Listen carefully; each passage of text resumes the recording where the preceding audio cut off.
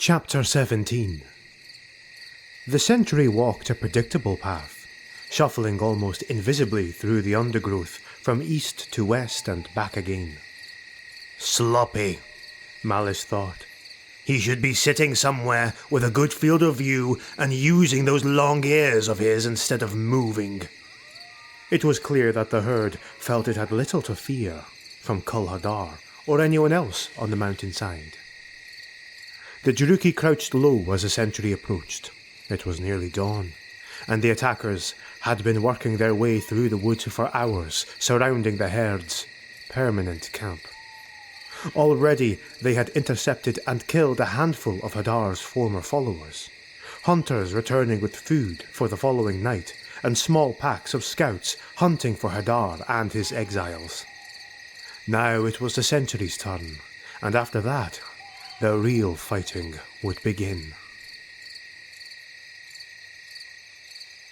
The attacking force was split into 3 smaller mixed groups of Juruki and beastmen. This allowed the force to move more stealthily and cover more of the camp's perimeter, and provided each column with 2 or 3 Juruki crossbows to silence unexpected threats.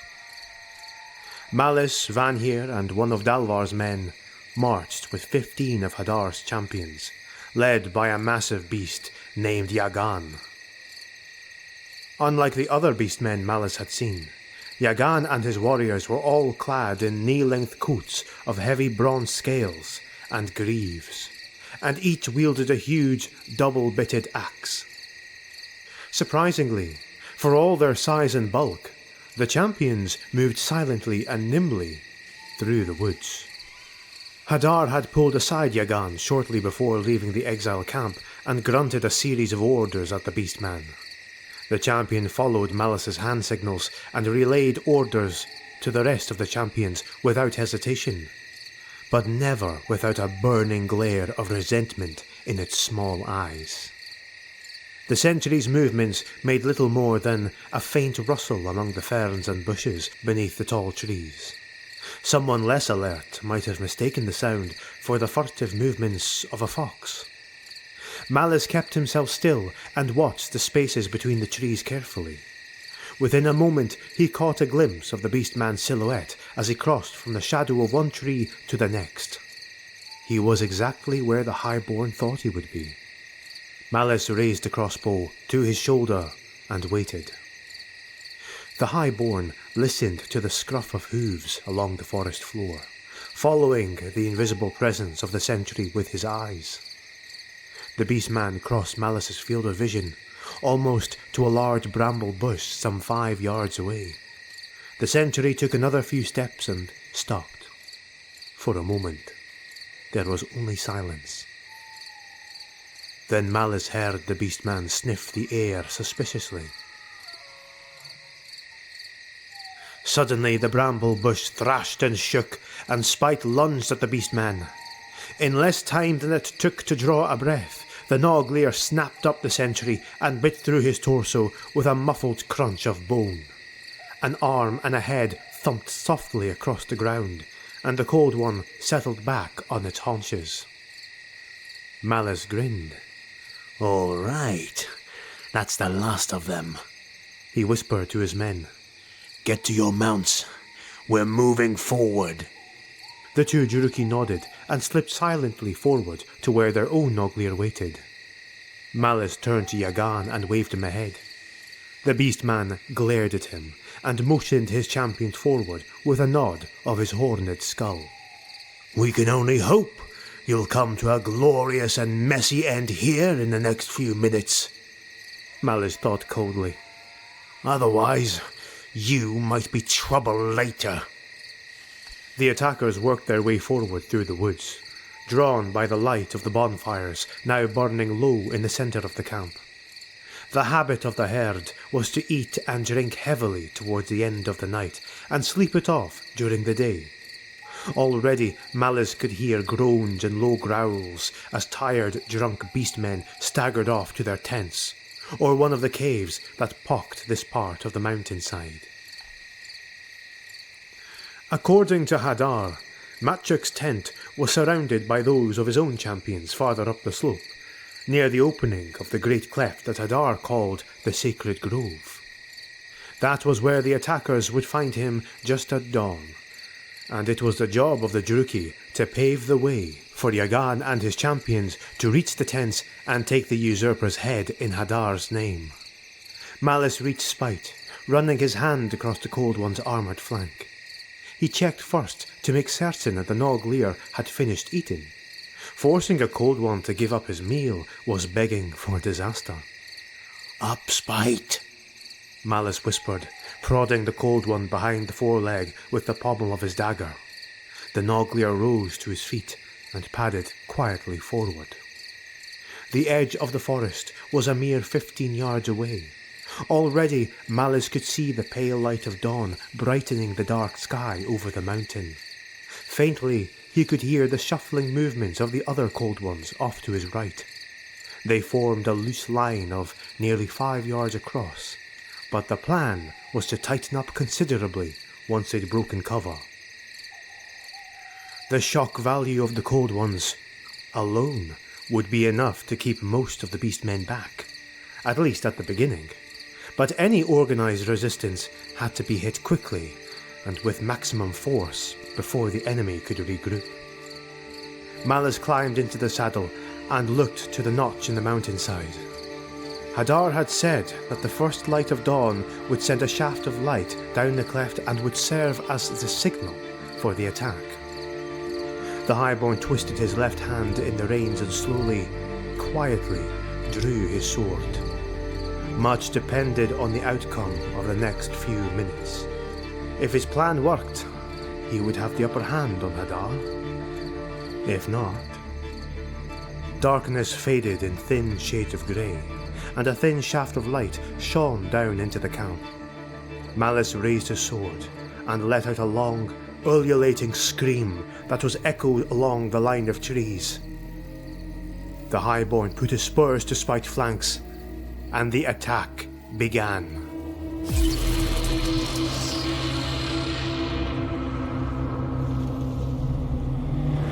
The Cold Ones burst from the forest growth in an explosion of leaves and branches, stretching themselves into a run up the steep slope of the mountainside. Instinctively, the knights marked one another's positions and nudged their mounts closer together until the riders were less than a sword's length apart. Honed sword blades gleamed in the weak light, and a howl of shock and dismay went up from the camp. Malus grinned like a wolf at the prospects of spilled blood and slaughter. True to Hadar's prediction, many lone beastmen scattered out of the way of the thundering knights, their eyes wide with surprise. Halfway up the slope, however, Malus caught sight of a large knot of warriors racing around the corner of a large tent, weapons held ready. Many looked to be deep in their cups, but they were nevertheless ready for a fight. The Highborn levelled his sword at the mob of beastmen, and the knights put the spurs to their mounts, going to a full gallop as they rushed to meet their foe. The beastmen remained resolute until nearly the last moment, when the thundering menace of the charge caused several of the warriors in the front ranks to waver.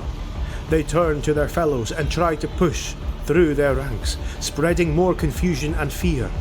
The mob surged one way and then the other, trying to rally itself with shouts and angry barks.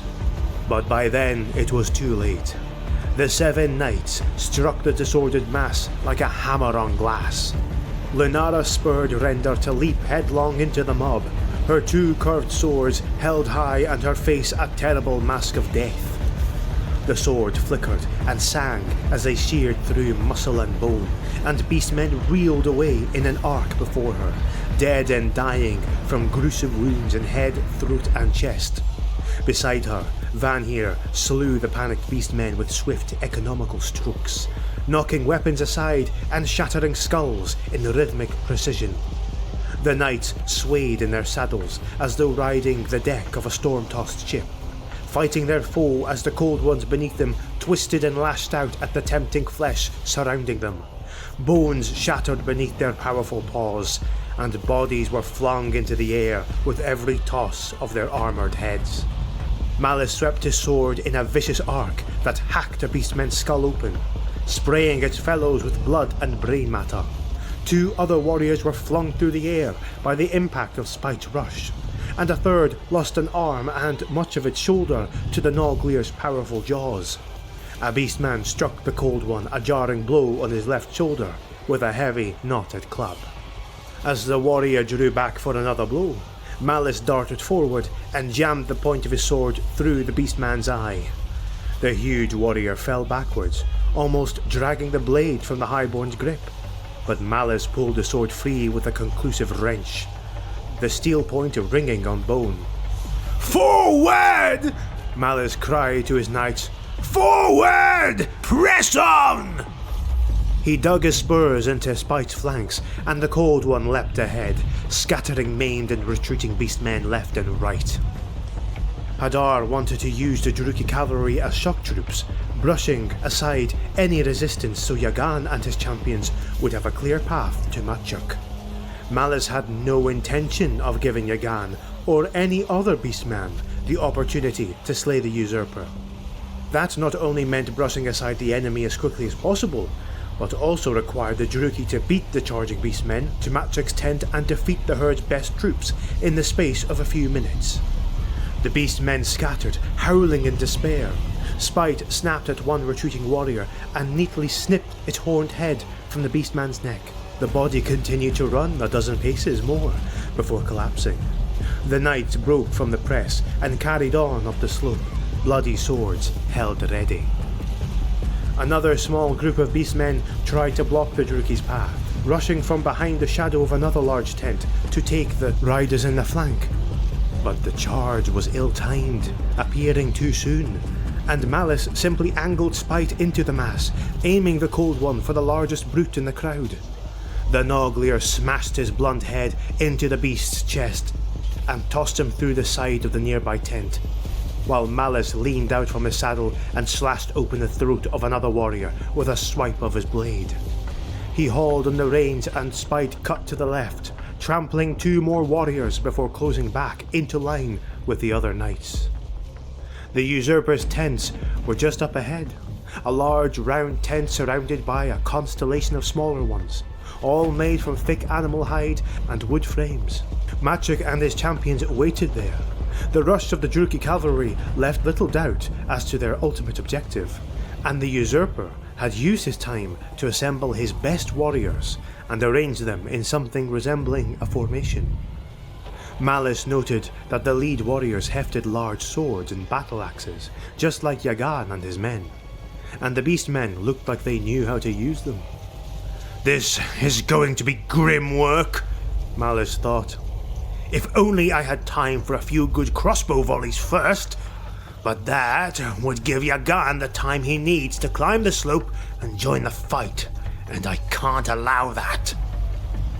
Malus raised his sword and sought out the usurper Machuk among the ranks of beastmen. Hadar's former lieutenant was, if anything, even larger than the shaman, and unlike Hadar, Machuk wore heavy armor like Yagan, and carried a large sword in his hands. "He'll carve me like a roast with that cleaver," Malus thought. "I'd best be quick and close if I'm going to beat him." He pointed his sword at the beastman and howled a challenge, one the usurper angrily accepted. The highborn drew a long, needle-pointed dagger from his belt and let go of the reins just as the knight's charge crashed home. Machuk's huge sword was fearsome but slow, a near irresistible force that took time to get into motion. It was a matter of heartbeats at most, but fights were decided in such tiny, crucial increments. Using his knees, Malus swerved Spite to the left at the very last moment, just as the usurper drew back his sword, and the highborn leapt from the saddle, blades out, right for Machuk's chest. The din of impact was incredible. The champions held their ground, and the sound of the Cold Ones smashing against their line was a thunderous crash of flesh and steel. Blood sprayed in the air from friend and foe alike. Malus barreled into Machuk, throwing his sword arm around the usurper's neck and stabbing the beastman's throat with his keen dagger. The needlepoint danced across the thick bronze scales covering Machuk's neck and shoulder, and the huge beastman bellowed in range, fanged mouth inches from the Druki's own neck. Dark Mother preserve me, Malus thought. That didn't go according to plan. The Highborn clutched Maciek in a deadly embrace, his feet dangling nearly a foot from the ground as he pinned the beastman's left arm against his chest. Maciek thrashed and heaved with his trapped arm, and the Highborn's body bucked in the air, his feet going parallel to the ground. Malus held onto the beastman's neck for dear life, still trying to find a weak point with his knife. A point struck a leather and bronze collar guarding the usurper's neck, and the tip broke off against a metal boss. Maciek let go of his greatsword with his left hand, grabbed Malus by the neck, and slammed his thick, horned skull into the Highborn's forehead. The next thing Malus knew, he was crashing to the ground. He landed on his back against the packed earth and skidded several feet, half blind with pain. It felt like his skull had cracked like a boiled egg. Dimly he heard a roar, and knew that Maciek was almost upon him, sword held high. Move! Move! His mind railed. On instinct, he rolled to the right, and the beastman's huge sword struck him a glancing blow across his pauldron. The shoulder guard crumpled under the blow, and a spike of searing pain shot across Malus's chest. He roared in shock and anger, and the Highborn's vision returned as the red rage of battlelust consumed him. Malus rolled again, this time forwards, towards the towering figure of the beastman.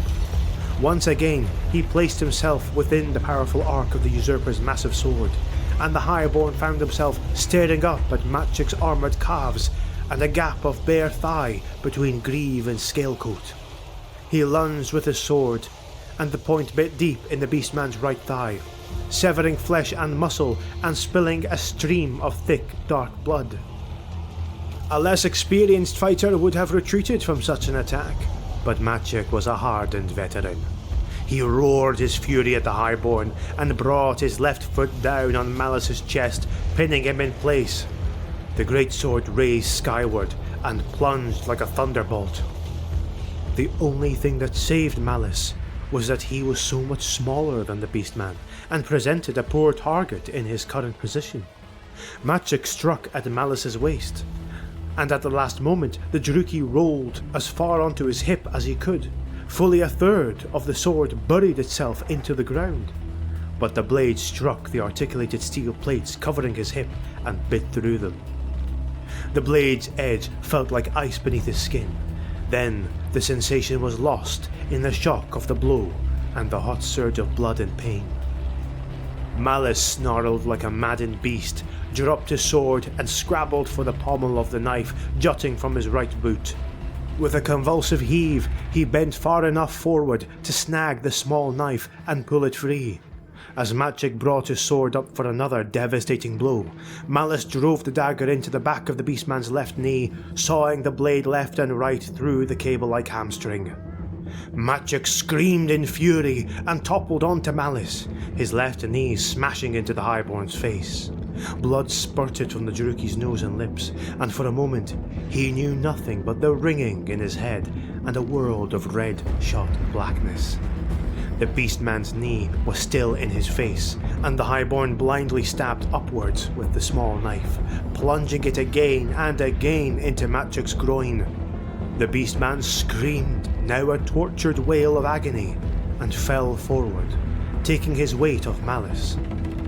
The Highborn rolled away, blinking in an attempt to restore his vision. When his sight cleared a moment later, there were two of Maciek's champions standing over him as they tried to reach their stricken lord. One bent down and grabbed a fistful of Malus's hair, pulling his head back and exposing his neck as he raised his ponderous axe one-handed. Suddenly, there was a flash of light and a dagger sprouted from the beastman's eye. The champion froze, his expression one of mild surprise, and then he toppled to the side. The second champion had pushed past and was trying to help Maciek to his feet. Malus snarled in rage and lurched to his feet. His left hip blazed in pain and his leg collapsed beneath him, causing him to fall heavily against the beastman.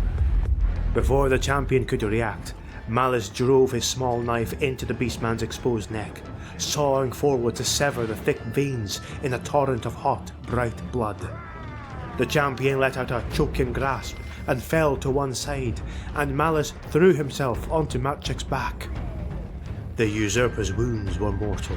Arterial blood pumped steadily from the cut to his thigh, and a huge pool of blood and fluid spread from the stab wounds in his groin. Still, Maciek was struggling to regain his feet, his thick arms trembling with effort. He didn't seem to notice the Highborn's extra weight at all. Malus caught sight of Maciek's sword off to the side and snagged its pommel with his fingertips. He pulled the blade to him and raised its ponderous weight above his head. Well fought, Maciek. He croaked through swollen lips and brought the sword down with all his remaining strength. The heavy blade cut into the side of Maciek's neck and buried itself in his spine. The usurper gave a gasp from compressed lungs and collapsed face first onto the blood-soaked ground. With a savage cry, Malus pulled the sword free and struck once again, and Maciek's bloody head rolled across the grass. There was a roar of fury from farther down the slope. Yagan and his men had arrived, and the champion glared at Malus with undisguised rage. The Highborn gave the champion a bloodied, bestial smile. Too late, Yagan, he thought. Too late. He tangled his fingers in the tuft of fur atop Maciek's forehead and lifted the dripping trophy high. Glory to the Dark Mother and the Hag! Malus cried, and heard his companions take up the shout in the melee around him. A cry of despair went up from the surviving champions as they realized their leader was dead. Malus sensed rather than saw their ranks waver around him, and then a booming voice echoed across the field. Kul Hadar had appeared, striding up the slope with his staff held high. The Highborn couldn't understand a word the creature was saying, but the intent was clear. The king is dead. Long live the king. The sounds of fighting dwindled abruptly, punctuated by sharp cries from the Druki as they fought to rein in their battle-frenzied mounts. Malus thrust Maciek's sword point first into the ground and used it to push himself painfully to his feet. He could feel blood seeping down his left leg and pooling in his boot, and his left arm was already swelling and growing stiff. He spat blood onto the ground and took slow, methodical steps towards Kul Hadar. The shaman was turning slowly on the spot, levelling his fierce gaze at each and every member of the herd he could see. He continued to address the beastmen in low, sonorous tones, clearly laying down the new law of the herd in the wake of Maciek's demise. Malus stood beside the shaman, raising the usurper's severed head for all to see despite the quaking of his wounded arm. The gathering herd took in the scene with various expressions, ranging from delight to dismay to weary resignation. Their stares alternated between Hadar, Maciek's head, and Malus himself. The Highborn kept his gaze neutral, but his bloodied expression was none the less fierce for it. At length Hadar turned to Malus. The shaman's bestial visage made it hard to discern his expression, but the Highborn assumed that Hadar was trying to appear studiously grave for the benefit of the herd. This was not the plan, Druki, the shaman hissed. Maciek was to be killed by my champion Yagan. You knew this. Malus met the shaman's gaze calmly. Resistance was lighter than expected, great Hadar. I and my men reached Maciek first, and he wasn't in a good mood to wait. He offered the usurper's head to the shaman.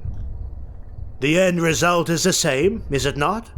He is dead, and you rule the herd once more. Though you rule by virtue of me and my men, and your herd knows it, he thought. And that gives me leverage to keep your own treacherous knives at bay.